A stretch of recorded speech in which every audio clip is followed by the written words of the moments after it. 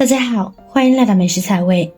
凡士林和白醋搭配在一起，没想到作用这么厉害呢。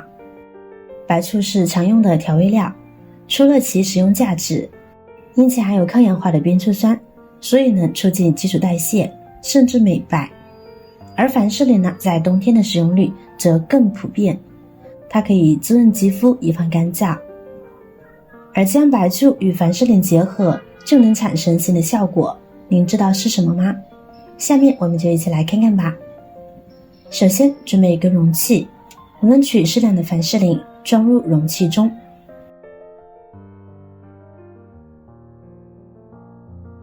跟着准备同等量的蜂蜜也加进来，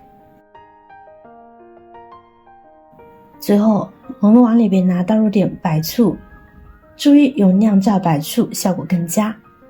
白醋与凡士林与蜂蜜的比例为2:1:1。现在将其充分的搅拌均匀，使其融合。那么这样调好的溶液究竟有什么作用呢？我们一起往下看。我们在晚上洗澡后，将混合物涂抹于手脚处即可。这个方法非常适合皮肤干燥、缺水的人士使用，长期坚持下来，就能起到滋润肌肤和美白的作用。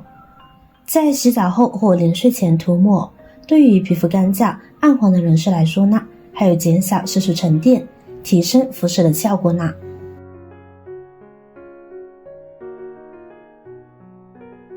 现在呢，我们再往里边加入少许的白醋，这会儿的比例呢就是4:1:1了。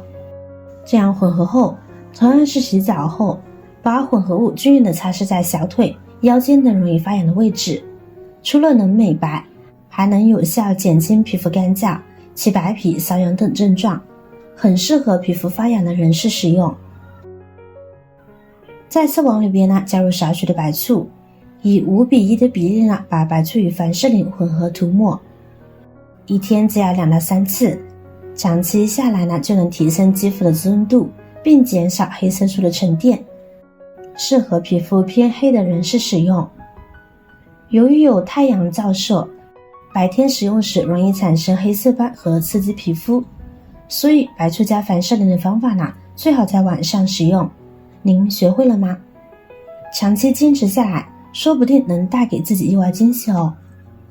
当然，除了做美白护肤外，凡士林还有其他许多很实用的用途。那么下面我们接着来看看凡士林的其他妙用。超级实用。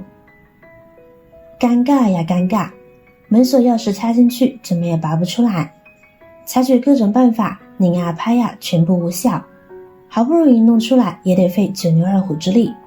这是因为经过长时间的风吹日晒，锁孔和钥匙会生锈，比如门锁会出现发涩或发紧，导致开锁很不流畅。这时我们就可以用到凡士林了。我们用棉签取一点点的凡士林，这样就够了。然后我们把凡士林均匀的涂抹于钥匙轨道的部位，这里钥匙孔的位置也要涂抹一些。等其润滑30秒后，我们就可以用来开锁啦。把凡士林涂抹于钥匙处，它能够对钥匙的锁芯起到很好的润滑作用，这样在抽拉钥匙的时候经过几次的摩擦，就会变得更加的顺滑，这样我们下次在使用的时候就不会再那么费力啦。妙用3：修复拉不动的胶把钳。像我手上这种钳子，相信基本上家家户户都有，平时在生活中的用处可太多了。刚买回来的时候非常好用，但是用过一段时间之后钳子竟然开始生锈了。这个时候想要把它掰开非常的费劲，要么是嘴闭拢的半天掰不开，要么是嘴张开后有半天合不拢，就是很生硬，使用困难，非常不灵活。不知道你有没有遇到这种情况呢？钳子生锈张不开嘴，如果直接扔掉就太可惜了。这时我们不妨用凡士林试试。我们取适量的凡士林，将其均匀的涂抹于钳子的交汇的地方，各种缝隙中。亲爱的朋友们，制作视频不易，你的每一个留言和每一个点赞、关注都是我前进的动力。如果觉得我的视频对你有帮助的话，请您给我点个赞吧，感谢您的支持。这会儿我们需要用到打火机，用打火机烤一烤，使凡士林融化。同时呢，一边做开合的动作，一边烤一边做动作，使溶解后的凡士林进入缝隙中。这个过程非常简单，但也需要一点耐性，没有任何的技巧和方法，只需要烤一烤，然后呢不停地摆动。随着我们摆动次数的增多，可以发现钳子慢慢的变得灵活了，嘴张得越来越大，我们在开合之间呢也更加的轻松了。两边呢都同样的方法操作完成后，我们的胶把钳就修复完成啦。可以看到刚才半天张不开嘴的钳子，现在嘴呢已经可以张得那么大了，而且一只手呢也可以完成开合动作了。虽然说与其他润滑油不一样，但是达到的效果呢却是一样的。这样涂抹一次之后呢，就可以让我们的钳子用起来也非常的灵活，越用越好用哦。如果您遇到同样的困扰，又找不到合适的润滑油的话，不妨用它试试吧。妙用4：取戒指。戴戒指可以让手变得时尚好看，同时戒指也有很多很美好的寓意，象征着美好的爱情。可是您是否也有过花了好大功夫还是取不下手上的戒指的时刻？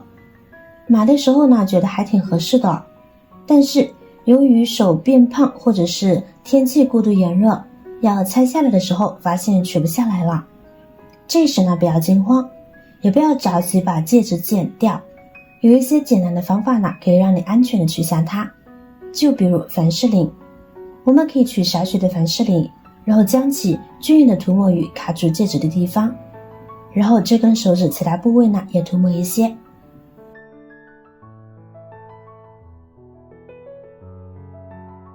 然后把你的食指轻轻的放到戒指上面，拇指放在下面，开始轻轻的来回转动戒指，同时慢慢的把戒指拔出来，不要太用力拔戒指，或者是拉扯戒指，否则呢会让手变得更加肿胀，让戒指更难取出来哦。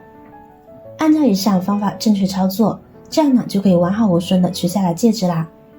如果您佩戴的手镯也取不下来，同样的可以使用这个方法呢。